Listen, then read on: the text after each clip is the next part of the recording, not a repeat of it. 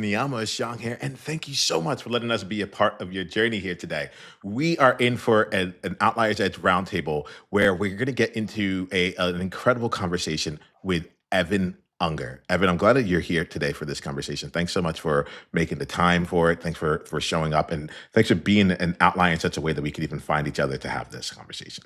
It's my pleasure and privilege. Yeah, I'm looking forward to this. Yeah, same here. Same here. Like Evan and I were talking beforehand, and one of the things that I get about Evan is that he's incredibly intentional, but at the same time very expansive in both like meeting the moment and actually like having fun along the way. And so, in that element of like both meeting the moment, expanding, up leveling, and having fun, Evan, would you mind sharing with us a bit about you and the game you are playing?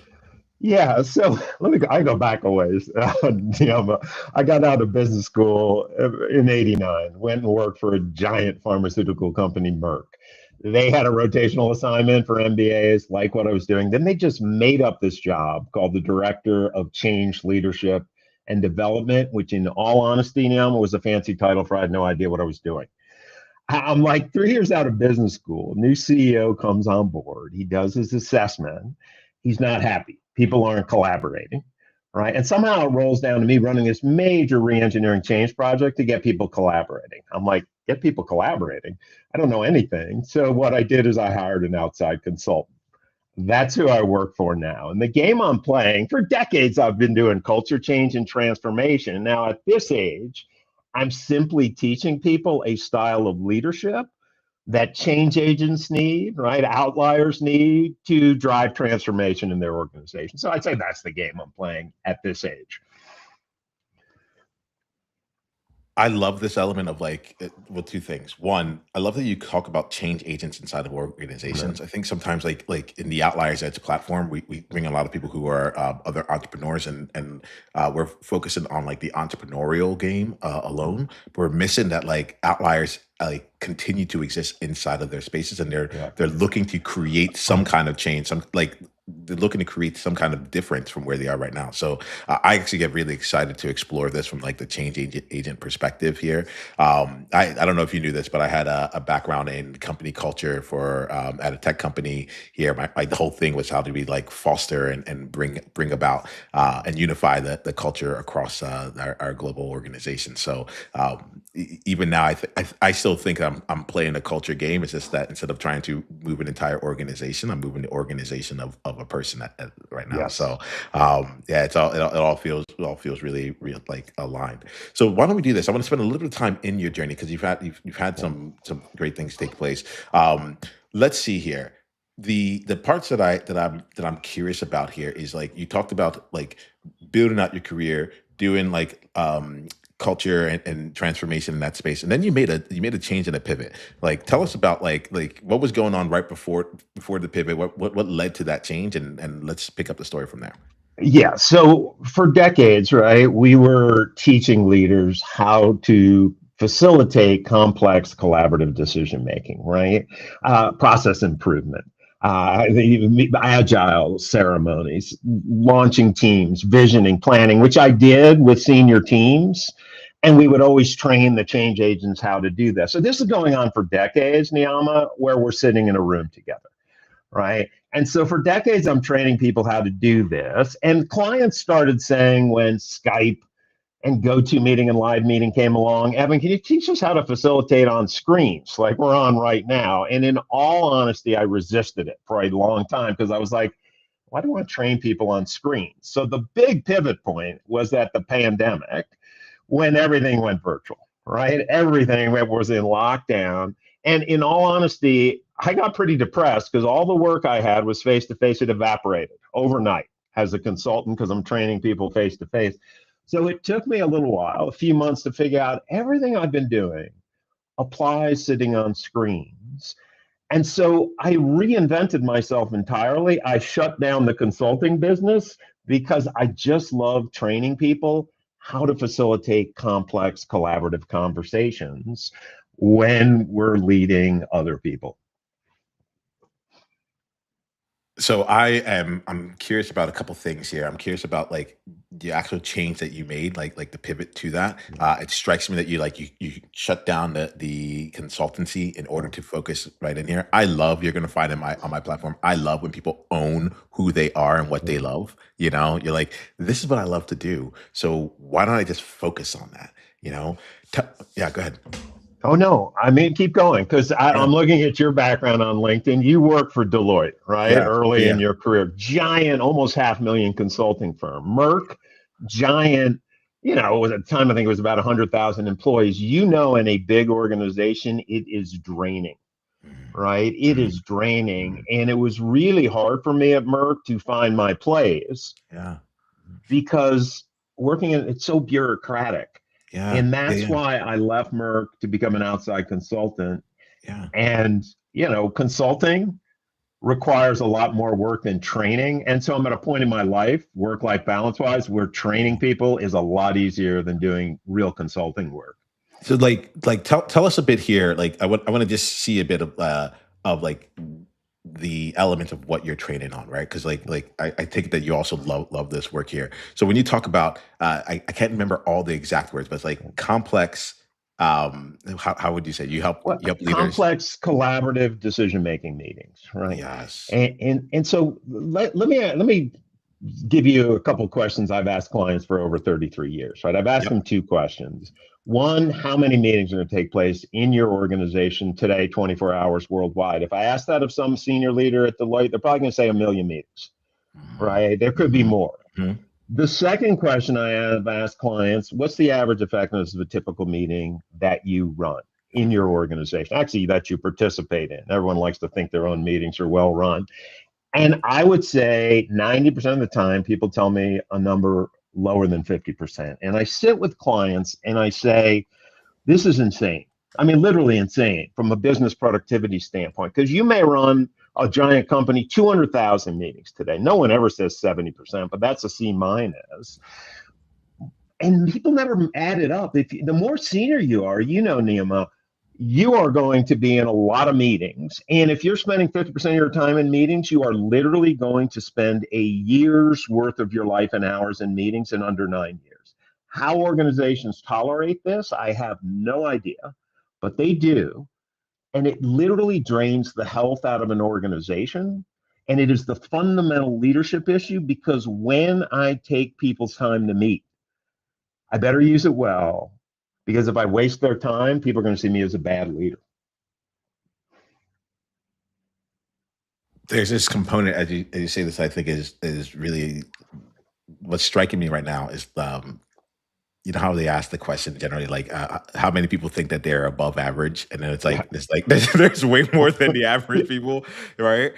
And so like I'm playing out what you're saying right now when you're like when people are like, well, how good do you think your meetings are? They're like, oh, it's at least like 80% better, right? And it's like if you get 80% of the people say that it's 80% better, you know that something's off there, Yeah, you know? yeah, and I think the classic question is, do you think you're above average driver? And I'm very clear, I'm not. You look at Yeah, my car, I got all sorts of dents. I never want to buy a new car because I know I'm going to ding it yeah, within the first month.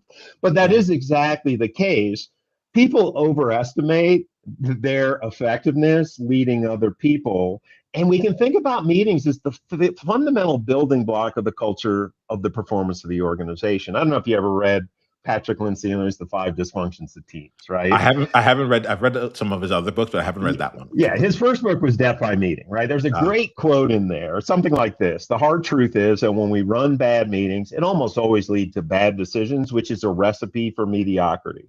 Performance mediocrity, productivity loss, morale cratering in an organization, because if I have to go to all these horrible meetings, it drains the success and the energy of the organization and the people in it, but it's a recipe for something else. If I'm the one running that 50% or below, and I'd say even 80% or below, that's a B minus, right? That's not mhm. very good. It basically is a recipe for people seeing me as a bad leader because people, they don't hate meetings. They really don't. What they hate is wasting time. And so many meetings are a complete waste of time. They shouldn't be allowed to happen. Mhm. And if you're the one running all these meetings that waste people time, people are going to see you as an ineffectual leader because that's where they're experiencing you in a big organization in some form of meeting. All right, so I'm going to ask you two questions. One of them is going to be more of the standard question, and the other one's going to be more of the Niiamah question, right? So the standard question here would be like, if there's like one or two things that you might recommend to any outlier right now who's like, I'm about to go to a meeting right afterwards, Yep. like, like yeah, I'm going to hear this in 2 minutes and then I'm going to run. Right. What would you say? What are one or two things you would say like could drastically improve the effectiveness of their meetings? Yeah, I'm going to offer a simple model, right? The metaphor we might use for running a meeting, a project, a task force, right? A consulting engagement is the metaphor of a plane flight. Three parts to a plane flight. I'm in Denver, you're in San Diego, if I understand. If I come to visit you, right? Takeoff is everything, right? I time it every time. I'm going to be getting on a plane to DC tomorrow. I will time every time how long it takes from the time they hit the jets to wheels up. It's usually about 30 to 40 seconds. If it does not go well, we are all dead, right? It is over. And it's the same principle in a meeting, a project, a task force, a consulting engagement. Everything has to do with how we take off, right? So the model I would tell people is you should not be allowed to have a meeting. You should not be allowed to let that plane on the tarmac into the jetway if you haven't thought through 5 questions. One, why are you having the meeting at all? Two, what the heck are you trying to get done? Because if I don't know I'm trying to get to San Diego, I'm going to end up down at LAX in LA, right? If I don't know why we're doing things, what we're doing, I can't design a flight plan, which is the process for the meeting. I can't think about who really should be the passengers and the roles I need them to play. And I can't think about the agreements for how we interact. So the model your listeners should be thinking about, we call it the POPRA model.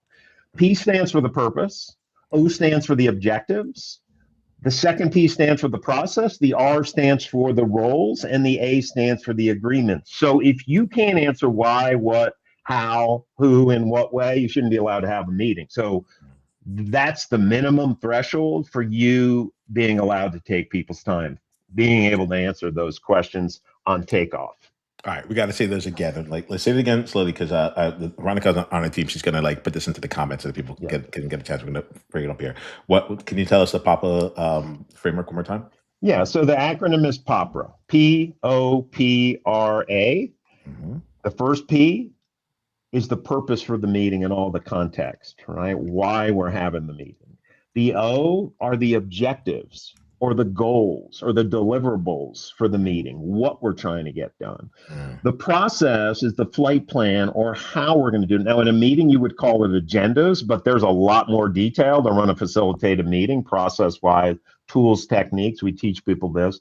The roles, right, are in a meeting, it's the timekeeper, the scribe, the tech facilitator, my role running the meeting, the SMEs, but also who's the decision maker in the meeting. And the agreements are how we need to interact, right? Stay focused, let's not multitask. Who ultimately decides that we can't reach consensus? So that's the POPRA model. It's like opera, which you put a P in front of it, which is the POPRA, and it is a song we sing every time we run a I meeting, like because that. if I it's like that. not clear, if I can't answer those questions for myself first, and then when I'm taking off in the meeting or workshop with the participants, I am going to waste their time because I will bounce off other people's destinations for my meeting.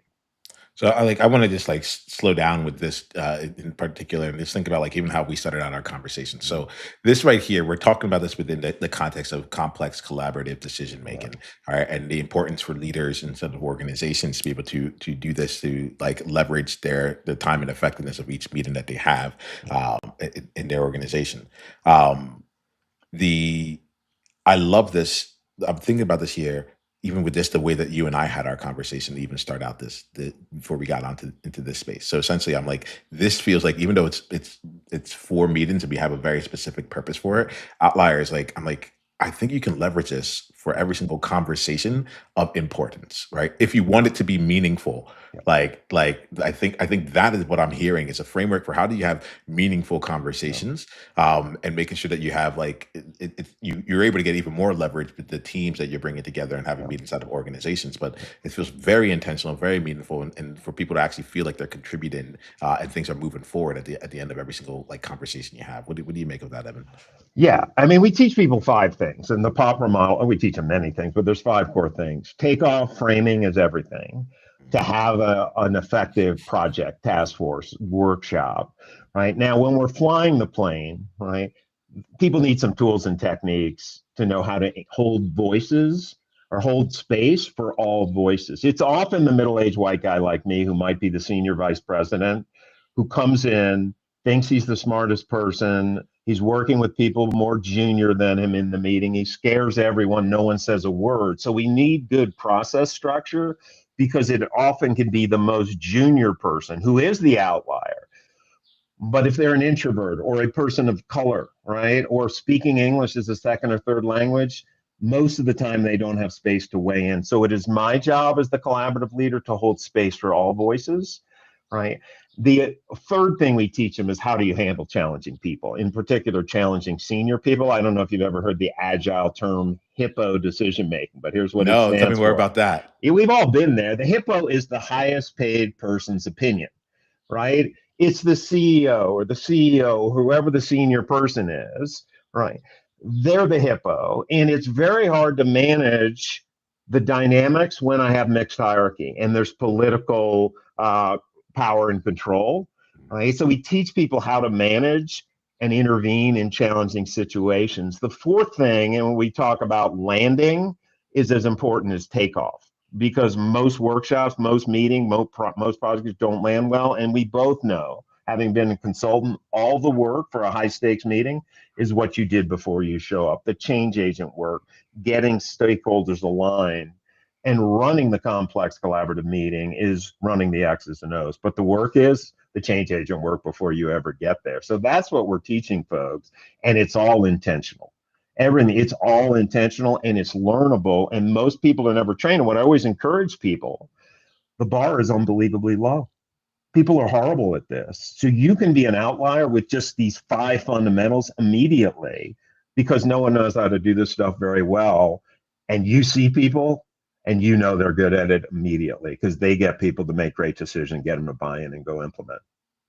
This is wonderful. I like so, like as we're having this conversation, I want us to hear exactly as Evan is saying, and I'm also like I'm listening to this. I'm like, this is just a great, uh, it's a great framework. And part of what I think about, like when I hear like different people's frameworks and the way that they go around it, is like how universal is it? Is it does it like does it just make sense because it happened to be 3:42 p.m. and you're in this like specific coordinates, or is it something that's like, oh, every time I try and apply this, I can see how the framework would work out. And that's one of those things where I think is really beneficial about like what you're talking about, Evan. Like it feels like it leverages so much. Like even me, like when I'm thinking about like in my next podcast conversation, how am I doing takeoff? Like like how am I bringing people into the space when we're having the actual conversation? What like I oftentimes have multiple people in the conversation at the same time. So like how do we manage that dynamic with me being host, with them being guests, with them all of them being that may not be the each of them is a hippo in their own regard, Yeah. but like, like how do we manage like multiple leaders in this conversation coming together? And to your point, Evan, like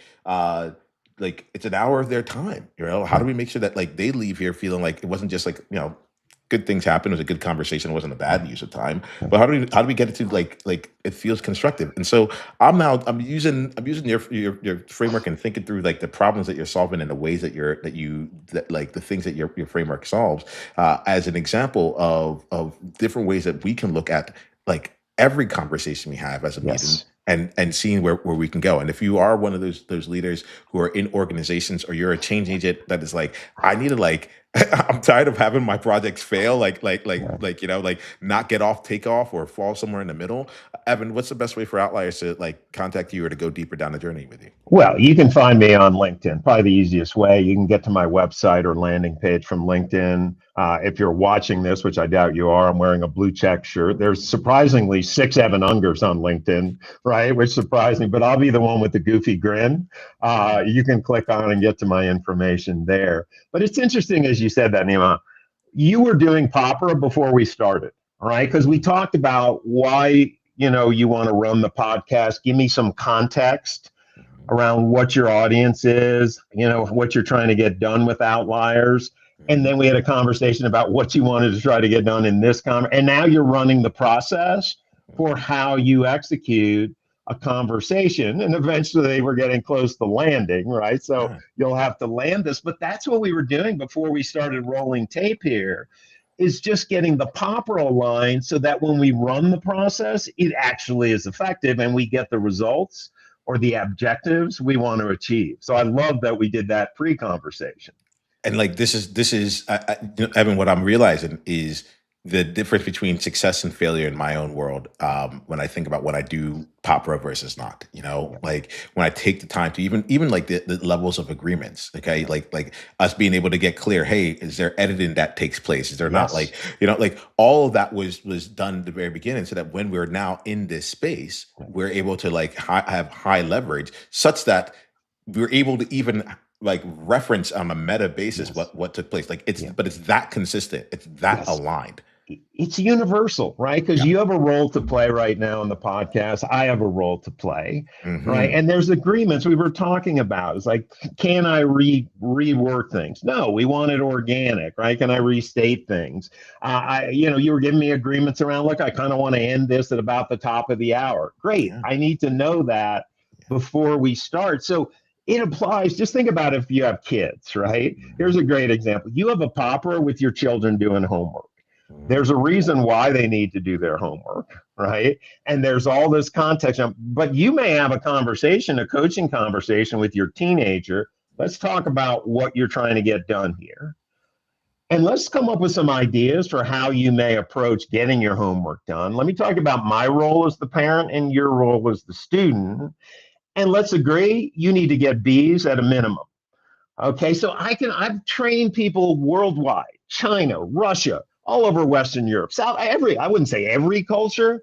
It is universal. I've trained people, you looked at my LinkedIn page, from so many different industries, small nonprofits, giant global companies, and all different backgrounds, doctors, lawyers, I've trained engineers, scientists, man, it does not matter what your technical background is. It does not matter what culture or country you're from. And it doesn't matter the industry you're in, because we're always going to have to get other experts to collaborate. And so what we're doing is universal, to your earlier point, and it applies everywhere. These are life skills in addition to business skills.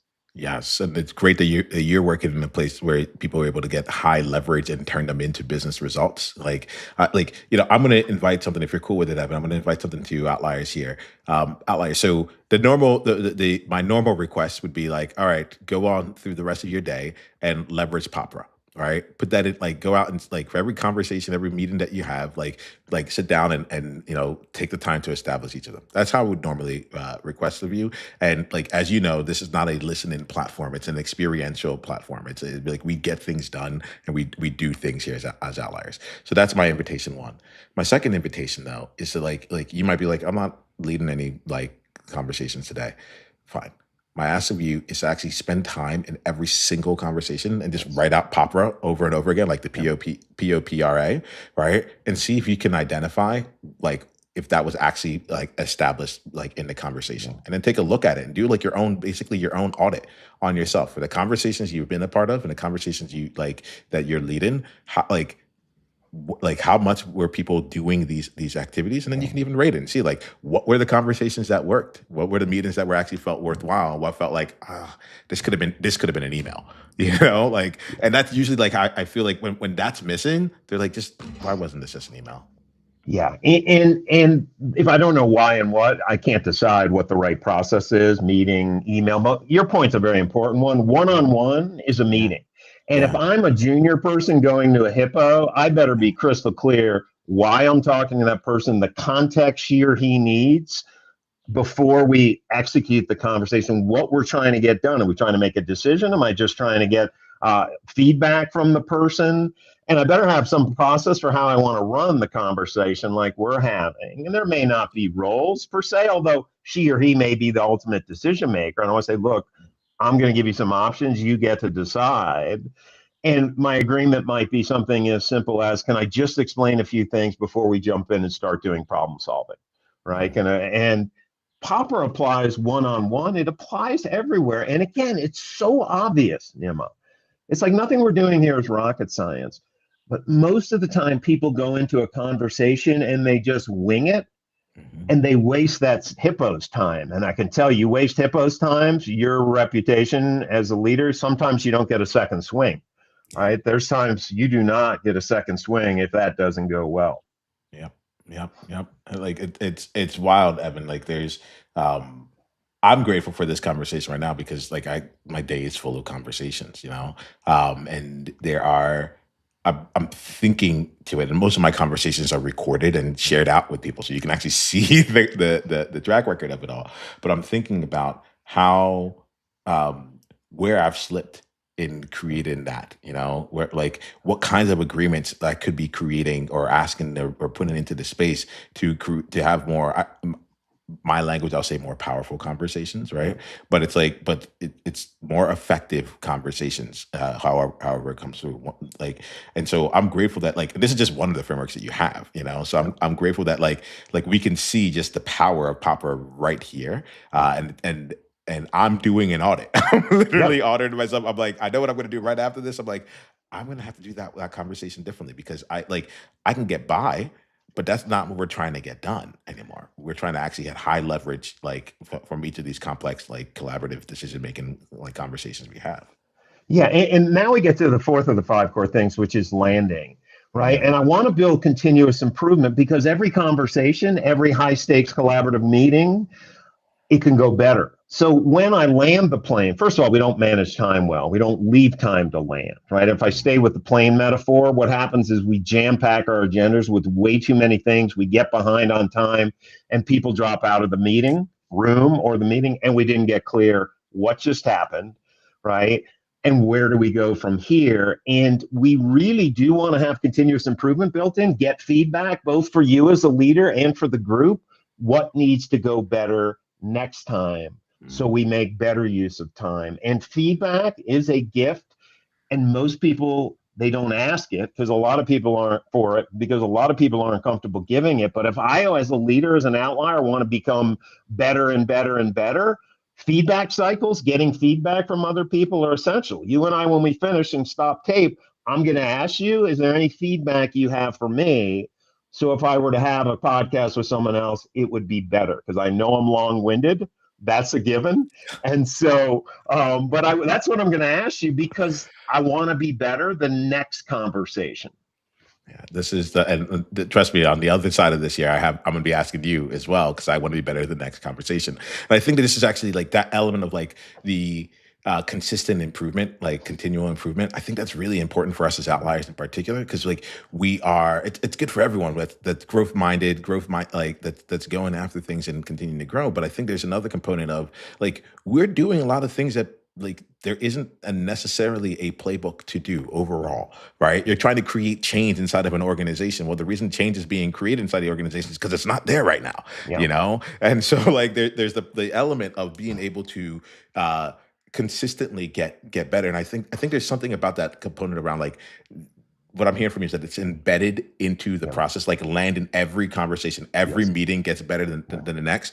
It's what I get from that is that it changes from being like a discrete thing where like Yeah. once a quarter someone's OKRs are like make this Yeah. meeting better or whatever it is, and it becomes one of those things where you actually get to have the exponential increase where it's like Yes. every conversation is 1% better than the Yeah. first than the last one, but like you get 30 conversations in 30 meetings in there, and you're like this feels night and day different Yeah. than where we started. And all I was doing was just making sure I kept the feedback cycles like close, tight, and not just getting the feedback in, but immediately implementing such Yes. that you can go and see did that actually work or make a difference. Yeah, and a facilitated conversation was with multiple people. Now, one thing you may want to think about is leadership, right? Yes. Often outliers have a vision that other people don't have.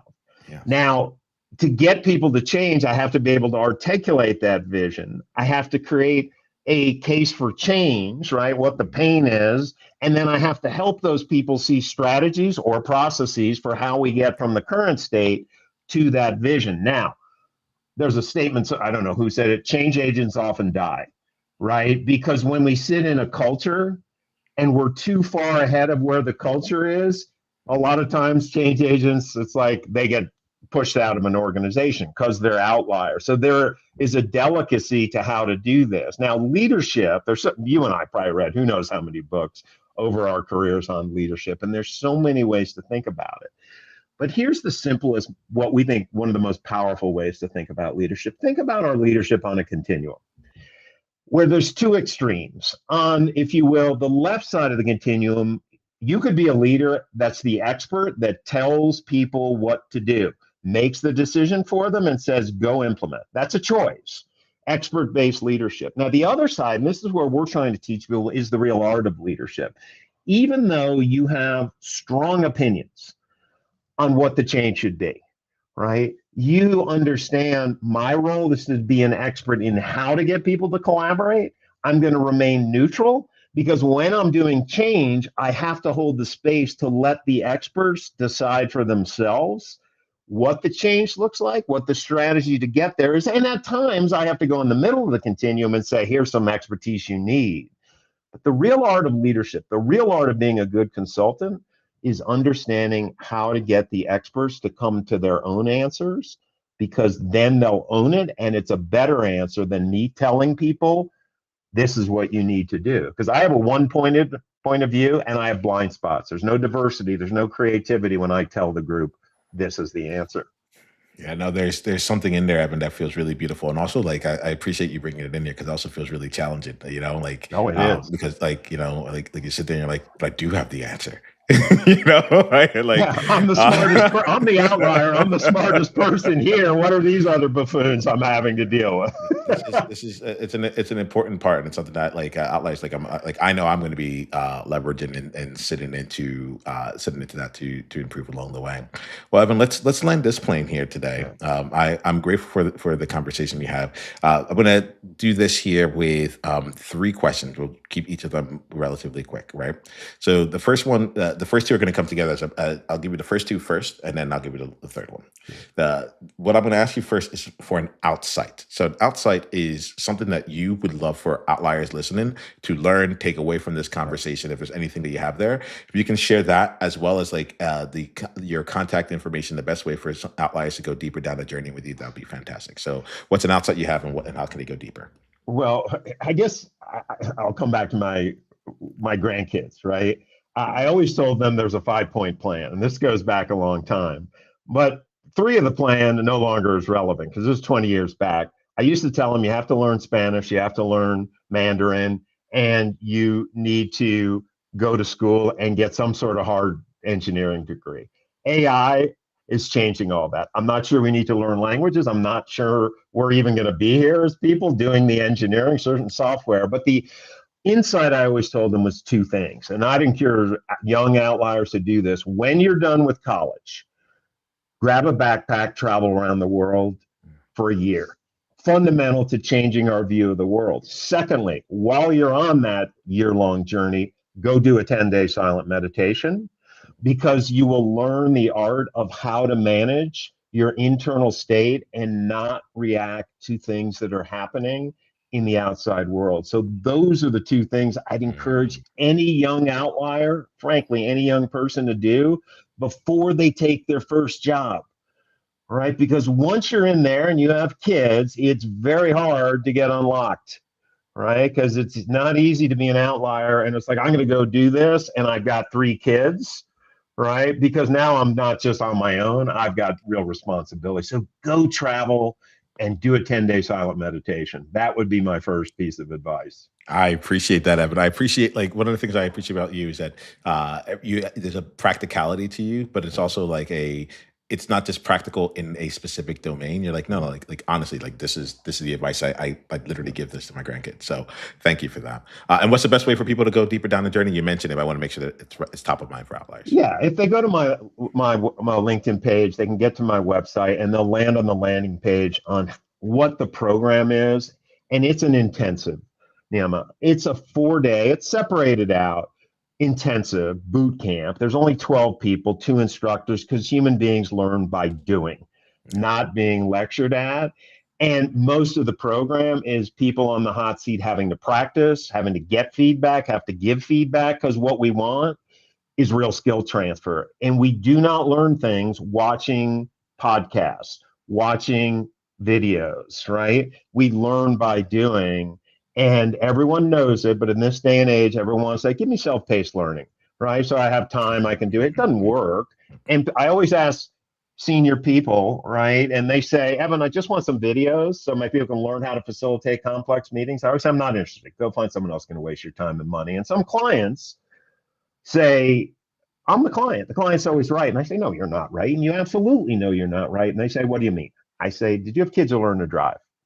And they say, of course. I'll say, let me ask you a question. Would you have ever in your life let your children watch 10 2-hour videos on how to drive and give them the car keys? We'd never do that. It takes deep time to learn things. That's what we do. It's on my website. Love to have your listeners. If they're from a client not on my website, I always knock $2,000 off a first seat.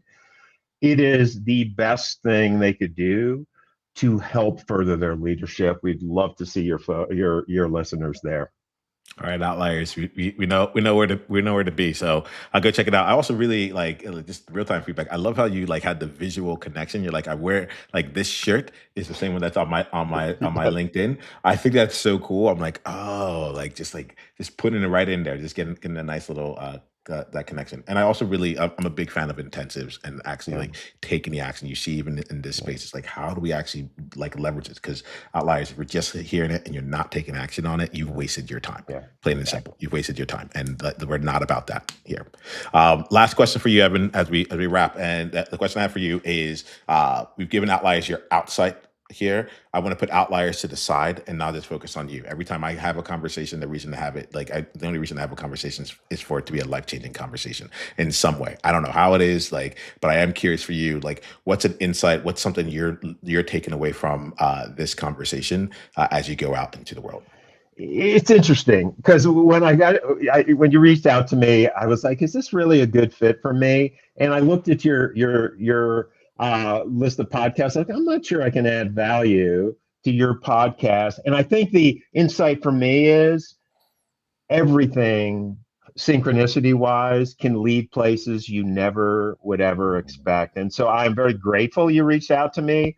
And I just had such a good time. And I hope your listeners found this valuable. I loved it, Niiamah. So thank you for the opportunity. Oh, I feel exactly the same way. I'm literally like, oh, we have to keep coming back to this. Every time I bring someone new on the team, all that's like, hey, check it out, POPRA. Like, this is how we're gonna do conversations.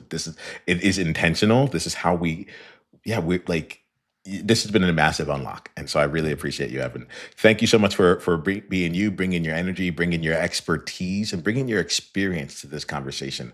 Outliers, this is going to be us for today, but I want to say until the next time that we talk, go ahead and be you on purpose.